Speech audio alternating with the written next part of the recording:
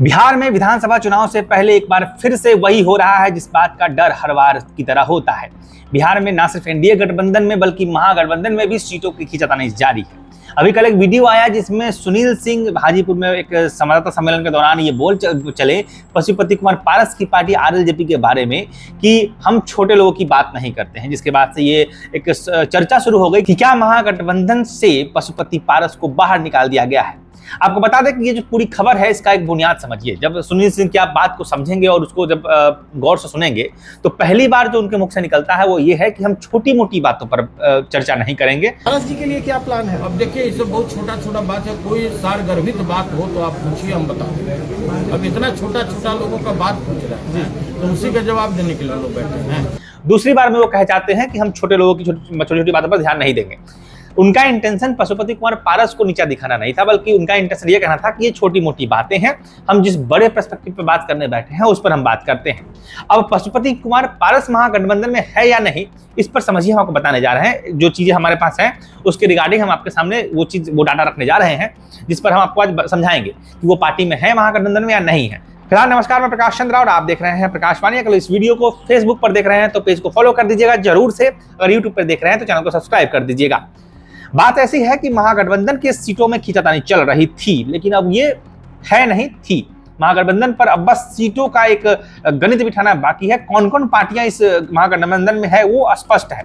पिछले 6 सितंबर को जब पटना में तेजस्वी यादव के नेतृत्व में महागठबंधन के सभी घटक दलों का बैठक हुआ, तब उसमें यह तय किया गया कि अब महागठबंधन में 6 नहीं बल्कि 8 घटक दल होंगे।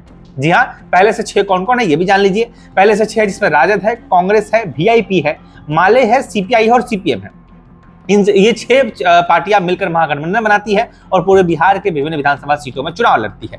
इसमें से पिछली बार 2020 के विधानसभा चुनाव की बात करें तो राजद जो थी वो 144 सीटों पर चुनाव लड़ी थी, कांग्रेस 70 सीटों पर चुनाव लड़ी थी। इसके अलावा सीपीआई जो है वो शायद 29 सीटों पर चुनाव लड़ी थी।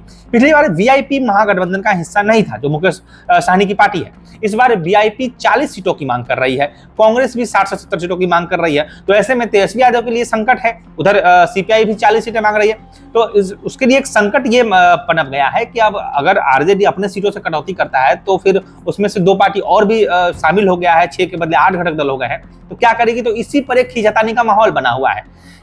कौन कौन दल इस गठबंधन में है वो लगभग तय है, वो 6 सितंबर की बैठक में शामिल हो गया था। उन 2 दलों में पशुपति कुमार पारस की पार्टी आरएलजेपी यानी राष्ट्रीय लोक जनशक्ति पार्टी और जेएमएम जो झारखंड की पार्टी है, हेमंत सोरेन की पार्टी है, उन दोनों को भी महागठबंधन में शामिल किया गया है। अनुमान है कि जेएमएम को, जो झारखंड के सीमावर्ती कुछ विधानसभा पड़ते हैं जहां पे आदिवासी बहुल इलाका है, वहां पे उनको दिया जाएगा। इसके अलावा पशुपति कुमार पारस को ये तक घोषणा कर दिया गया था कि पूरे बिहार में 6 से 7 सीटें उनको दी जाएंगी।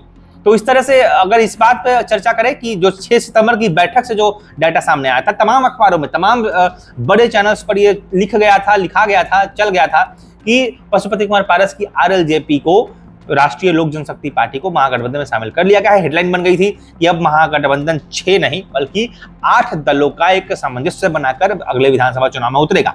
तो इस बात पर बयानबाजी करना और ये कहना कि पशुपति कुमार पारस को निकाल दिया गया है महागठबंधन से, अभी तक इस पर कोई पुष्टि नहीं है। आगे कुछ ऐसा हो सकता है, हम इनसे भी इनकार नहीं करते, लेकिन जिस तरीके से भी माहौल है, पशुपति कुमार पारस की आरएलजेपी महागठबंधन का हिस्सा है। उन्हें 6 से 7 सीटें पूरे बिहार विधानसभा में दी जाएगी, जिसमें से संभावना है कि एक सीट विधानसभा की लड़ने के लिए उन्हें वैशाली जिले से भी दी जाए, जो लालगंज के बारे में कहा जा रहा है, क्योंकि लालगंज से भूषण राय ने पूरा दमखम लगा रखा है। मजबूत प्रत्याशी है, कद्दावर प्रत्याशी है और उनकी जो पकड़ है वार्ड पार्षदों में, जो उनका क्योंकि त्रिस्तरीय चुनाव के तहत वो चुने जाते हैं, एमएलसी है, तो भूषण राय की पत्नी जो रेणु राय है वो चुनाव मैदान में आ सकती है। पशुपति कुमार पारस के उनके काफी करीबी है और इसको देखते हुए आरएलजेपी को बिहार विधानसभा चुनाव में वैशाली की एक सीट से लालगंज की सीट देने की बात कही जा रही है। इसके अलावा 5-6 और सीटें होंगी जो उनको पूरे बिहार विधानसभा में मिलेगी। इसमें से एक कहा जा रहा है कि उनके 2 बेटे हैं, उनके लिए भी एक सीटें हैं।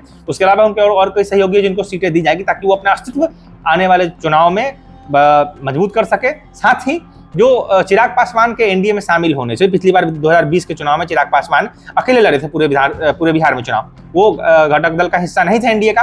तो इस बार पशुपति कुमार पारस को इसलिए गठबंधन में भी शामिल किया गया है कि उनके थ्रू पासवान वोटों में अगर सेंधमारी की जा सकती है तो उसको किया जाए, क्योंकि तेजस्वी यादव कहीं भी नहीं चाहेंगे कि चिराग पासवान के एनडीए में शामिल हो जाने से पासवान वोटर जो एक अच्छा खासा वोट बैंक है वो एक तरफा एनडीए की तरफ स्विच कर जाए।